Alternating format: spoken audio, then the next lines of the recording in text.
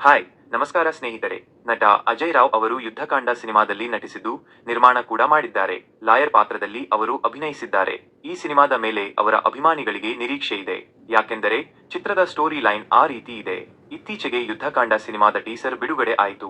ಅಜಯ್ ರಾವ್, ಅರ್ಚನಾ ಜೋಯಿಸ್ ಮುಂತಾದವರು ಈ ಟೀಸರ್ನಲ್ಲಿ ಕಾಣಿಸಿಕೊಂಡಿದ್ದಾರೆ. ಪವರ್ಫುಲ್ ಡೈಲಾಗ್ ಮೂಲಕ ಅಜಯ್ ರಾವ್ ಅವರು ಅಬ್ಬರಿಸಿದ್ದಾರೆ. ಸಿನಿಮಾದ ಕಥೆಯ ಬಗ್ಗೆ ಈ ಟೀಸರ್ ಮೂಲಕ ಚಿತ್ರತಂಡ ಸುಳಿವು ನೀಡಿದೆ. Srikrishna arts and creations banner ಮೂಲಕ ಅಜಯ್ ರಾವ್ ಅವರು ಯುದ್ಧಕಾಂಡ ಸಿನಿಮಾವನ್ನು ನಿರ್ಮಿಸಿದ್ದಾರೆ. ಏಪ್ರಿಲ್ 18ರಂದು ಈ ಸಿನಿಮಾ ಬಿಡುಗಡೆ ಆಗಲಿದೆ. ಪ್ರಕಾಶ್ ಬೆಳವಾಡಿ, ಟಿ.ಎಸ್. ನಾಗಾಭರಣ, ಬೇಬಿ ರಾಧ್ನಾ ಮುಂತಾದವರು ಕೂಡ ಈ ಸಿನಿಮಾದಲ್ಲಿ ಇದ್ದಾರೆ. ಪವನ್ ಭಟ್ ಅವರು ಕಥೆ ಬರೆದು ನಿರ್ದೇಶನ ಮಾಡಿದ್ದಾರೆ. 7 ವರ್ಷದ ಪುಟ್ಟ ಮಗು ಅದು.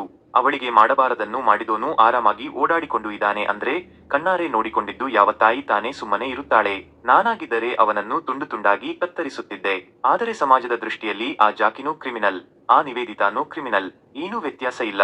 ಆ ತಾಯಿ ಜೈಲಿಗೆ ಹೋಗಬಾರದು ಅಂತ ನಾನು ವಾದ ಮಾಡಬೇಕು ಅಂತ ಇದ್ದರೆ ಎಲ್ಲರೂ ಆ ಹೆಣ್ಣಿನ ವಿರುದ್ಧವಾಗಿಯೇ ನಿಂತಿದ್ದಾರೆ. ನೀನೇ ಹೇಳು, ನಾನು ಈ ಕೇಸ್ ತಗೋಬೇಕೋ ಅಥವಾ ಬೇಡವೋ ಎಂದು ಅಜಯ್ ರಾವ್ ಅವರು ಯುದ್ಧಕಾಂಡ ಟೀಸರ್ನಲ್ಲಿ ಡೈಲಾಗ್ ಹೊಡೆದಿದ್ದಾರೆ.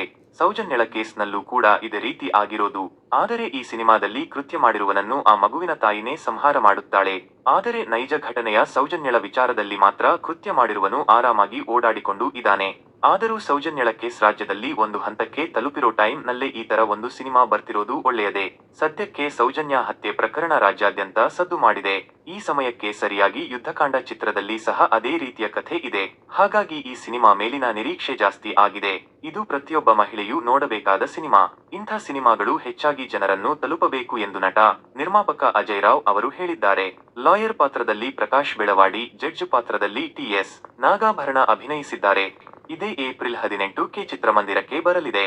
ಎಲ್ಲರೂ ಹೋಗಿ ಸಿನಿಮಾ ನೋಡಿ ಅಂತ ಹೇಳ್ತಾ ಈ ವಿಡಿಯೋ ಮುಗಿಸ್ತಾ ಇದೀನಿ. ಹೋಪ್ ನಿಮಗೆ ಈ ವಿಡಿಯೋ ಇಷ್ಟ ಆಗಿದೆ ಅನ್ಕೋತೀನಿ.